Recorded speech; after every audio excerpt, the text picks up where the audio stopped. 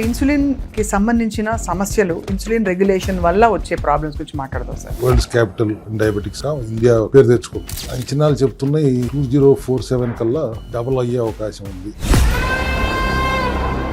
Diabetes వచ్చిందంటే రక్తంలో sugar పెరిగిపోతుంది అని చెప్పి టాబ్లెట్ వేస్తారు, లేకపోతే ఇన్సులిన్ తీసుకుంటారు, లేకపోతే కాంబినేషన్ డ్రగ్స్ తీసుకుంటారు. అసలు బ్లడ్ లో గ్లూకోజ్ ఎందుకు కావాలి? అసలు బాడీకి గ్లూకోజ్ ఎందుకు కావాలి?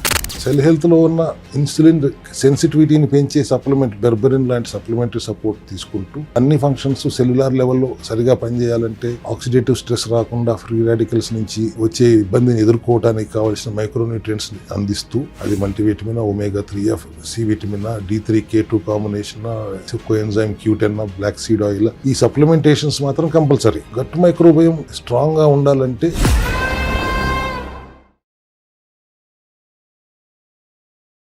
ఈ రోగం లేని ఇల్లే లేదు అంటే అతిశయోక్తి కాదేమో. అవును. స్టాటిస్టిక్స్ ప్రకారం 25 కోట్ల మంది ప్రస్తుతం డయాబెటిక్, ప్రీ డయాబెటిక్ గా ఉన్నారు. ఇందాక మీరు చెప్పినట్టు వరల్డ్స్ క్యాపిటల్ డయాబెటిక్స్ ఇండియా పేరు తెచ్చుకుంది. అంచనాలు చెప్తున్నాయి 2047 కల్లా డబుల్ అయ్యే అవకాశం ఉంది.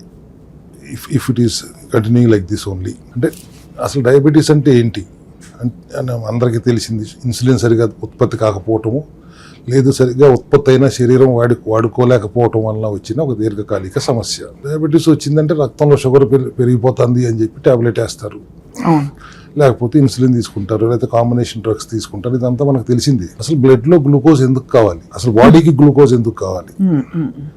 ఒక 70 to అరౌండ్ 60 to 70 నార్మల్ అంటారు. కరెక్ట్. అవును సార్.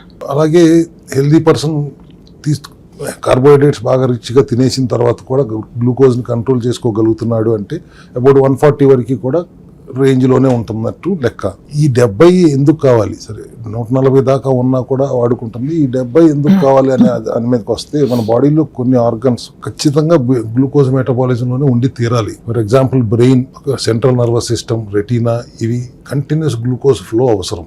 రైట్. వాటికి స్టోరేజ్ కెపాసిటీ కూడా చాలా తక్కువ. కాబట్టి కంటిన్యూస్ ఫ్లో ఆఫ్ గ్లూకోజ్ ఉండాలి. కాబట్టి ఇన్సులిన్ అనే మదర్ ఫ్యాట్ ఆ ఫ్లోని మెయింటైన్ చేస్తూ ఉంటుంది. దీనికి మించి 250, 200, 250, 300 దాకా వెళ్ళిపోయినప్పుడు దాన్ని డయాబెటీస్ అంటున్నారు. ఆ సిచ్యువేషన్ వచ్చినప్పుడు మనం ఏం చేయాలి అనే దాని దగ్గర సెల్ హెల్త్లో ఇప్పుడు మేము ఒక రెవల్యూషనరీ ఫార్ములా తీసుకొచ్చాం. సిన్స్ 6 years నుంచి మేము డయాబెటీస్ని అడ్రస్ చేస్తున్నాం. కానీ ఉద్దేశం ఏంటంటే 2047 అనగానే ప్రధానమంత్రి గారు వికసిత భారత్ అను #1 ఎకానమీ ఇన్ ద వరల్డ్ అని కింద మార్చాలనే వాళ్ళ ప్రయత్నము, రాష్ట్ర ప్రభుత్వాలు కూడా ఆ దిశగానే ప్రయాణం చేస్తాం. ఇది మనం వింటున్నాం. అవును.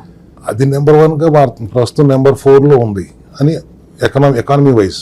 ఈ డయాబెటీస్ మాత్రం ఇప్పుడున్న #1 స్టేజ్ అప్పుడు కూడా మెయింటైన్ అయ్యే పరిస్థితులే కనపడుతున్నాయి. సో దీనిని మనం రివర్స్ చేయాలి అంటే గ్లూకోజ్ రెవల్యూషన్ అనేది ఒకటి మనం స్టార్ట్ చేయాలి అనేది సెల్ హెల్త్ విధానం. అది ఈ రోజు ఇక్కడ మీ సుమన్ టీవీ ద్వారానే ఈ రెవల్యూషన్ గురించి మనం మాట్లాడుకుందాం.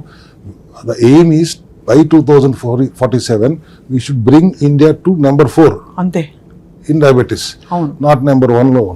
ఎకానమీలో #1 వెళ్తే మన బాధ్యత దాన్ని #4 ఎట్లా తీసుకురావాలి.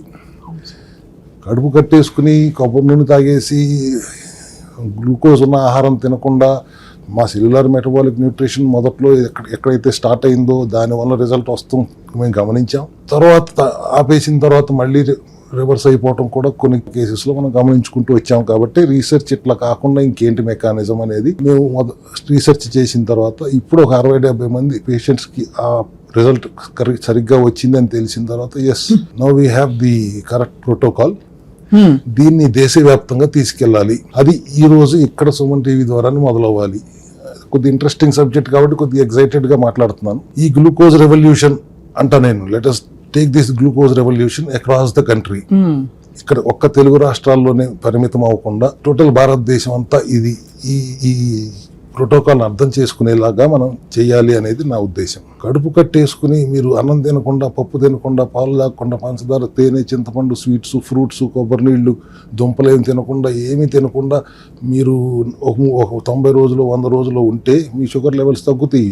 గ్లూకోజ్ వెళ్ళకపోతే ఏం చేస్తుంది? లోపల ఉన్న గ్లూకోజ్ వాడుకుంటుంది, అంతే కదా, తగ్గుతుంది. కానీ మళ్ళీ గ్లూకోజ్ తింటాం మొదలు పెడితే మళ్ళీ వస్తుంది. అవును, కరెక్టే కదా సార్. అందరు ఇదే అడుగుతారు, ఆ, ఒకసారి మానేశాక పోతుంది మళ్ళీ వస్తుందా అని, ఎంతవరకు మరి అని. మళ్ళీ చేయండి అంటే అది చాలా కఠినమైన విధానం. తప్పక మందులు వాడటం ఇష్టం లేక ఇదే చేస్తానని ప్రయత్నిస్తున్నారు, తగ్గుతుంది, మళ్ళీ వస్తుంది, అందరికీ రాకపోయినా కొంతమందికి రివర్స్ అవుతుంది అన్నప్పుడు సెల్ హెల్త్లో ఉన్న ఇన్సులిన్ సెన్సిటివిటీని పెంచే సప్లిమెంట్ బెర్బెరిన్ లాంటి సప్లిమెంటరీ సపోర్ట్ తీసుకుంటూ, ఇంపార్టెంట్ థింగ్ బాడీలో నాట్ ఓన్లీ డయాబెటీస్ మిగతా అన్ని ఫంక్షన్స్ సెల్యులార్ లెవెల్లో సరిగా పనిచేయాలంటే ఆక్సిడేటివ్ స్ట్రెస్ రాకుండా ఫ్రీ రాడికల్స్ నుంచి వచ్చే ఇబ్బందిని ఎదుర్కోవడానికి కావాల్సిన మైక్రోన్యూట్రియంట్స్ని అందిస్తూ, అది multivitamin, omega 3, C vitamin, D3K2 combination, coenzyme Q10, black seed oil, ఈ సప్లిమెంటేషన్స్ మాత్రం కంపల్సరీ. సో దట్ లోపల we are not getting damaged because of the free radical war. అవును, వేరే వేరే సమస్యలు రాకుండా ఉండటానికి మైక్రోన్యూట్రియంట్స్ వాడాలి. డయాబెటీస్ దగ్గరికి వచ్చేప్పటికి we start with gut microbiome strong గా ఉంటే గ్లూకోజ్ ని హ్యాండిల్ చేయటం తేలిక, ఆటోఇమ్యూన్ కండిషన్స్ ని హ్యాండిల్ చేసినంత తేలిక గ్లూకోజ్ ని కూడా హ్యాండిల్ చేయటం తేలిక అనేది వాస్తవంగా మాకు అర్థమైపోయింది. అవును.